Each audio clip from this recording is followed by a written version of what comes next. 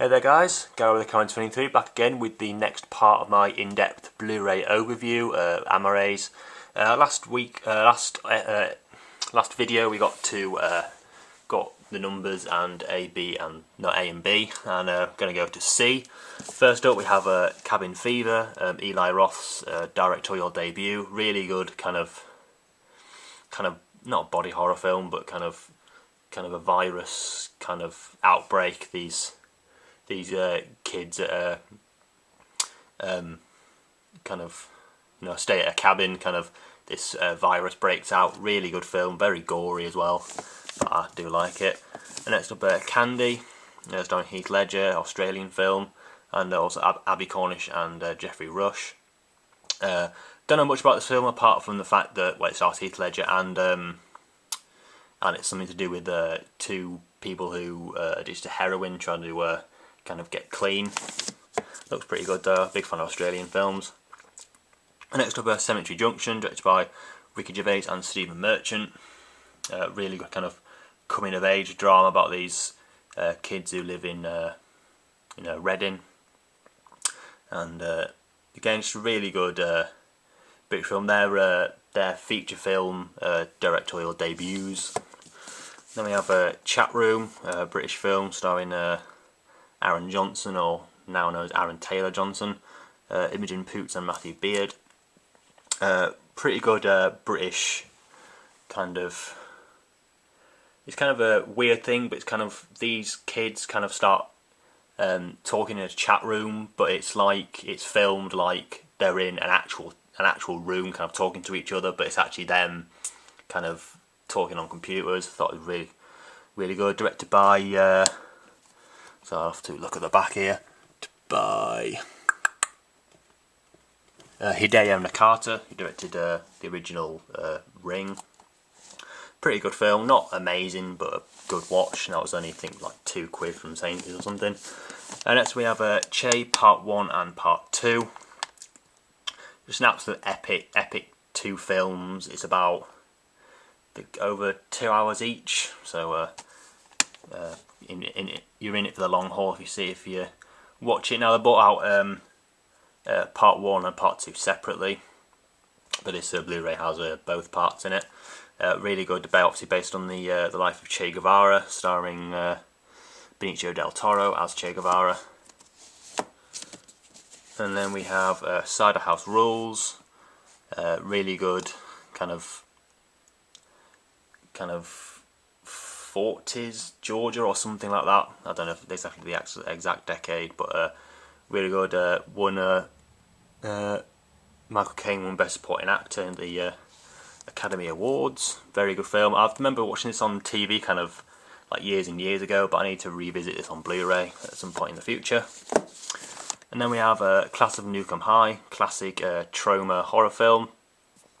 Not as good as obviously like Toxic Avengers, kind of the flagship of their fleet, but they're pretty good about this school that kind of this virus outbreak. Really, obviously with trauma films you can expect a lot of kind of crazy gore in it. It's not as crazy as some of the films, but then again pretty good.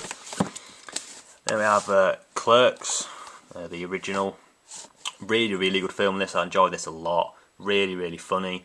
It's just basically not much happens in it, but what does happen is really funny. So that's kind of what the kind of draw of it is. Just really funny dialogue, really well made, filmed in black and white. Again, really good film.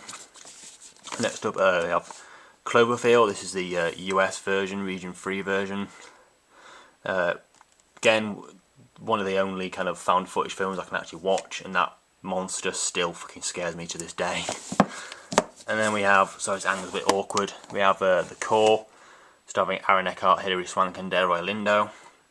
One of those kind of disaster movies. I remember this was the first film I ever watched in the cinema on my own, and again, pretty good film. Next we have Corman's World, the documentary about Roger Corman. Really good, just really well made documentary, a lot of good interviews and stuff. And not a lot of people know that Roger Corman kind of launched Jack Nicholson's career. Then we have, so I'll have to take these out, Curse of Benjamin Button, a really good David Fincher film. Not one of my favourites, probably not even in my top 5 of his, but again, really good film about this. I think it's based on a story, I do believe, about this this guy played by Brad Pitt, who kind of ages backwards. He kind of is born in old age and kind of gets younger. Again, really kind of it's out there film. And then we have Damned United, starring Michael Sheen as Brian Clough, or Clough, whatever you want to pronounce his name as. I've know nothing about football, but I just still quite enjoy this one. I remember seeing it on TV a couple of years ago. Really enjoyed it. Get it back up here. There we are. Now move on to here. Now these might be quite hard to get out because I think that. Anyway. Next we have Danny in Real Life, starring Steve Carell. Really good, just a really kind of family-friendly kind of comedy drama. Really good though. And then we have The Deer Hunter. I watched this for the first time, I think 2-3 weeks ago. Really quite enjoyed it. That's the one thing I don't particularly like about really long films, is the fact that unless it's like amazingly good, you're not gonna kind of really. I mean, you have to kind of sit down. It's not long films. I don't kind of think that I want to watch this really long film, but I don't really know quite what I'm trying to say. But I just think kind of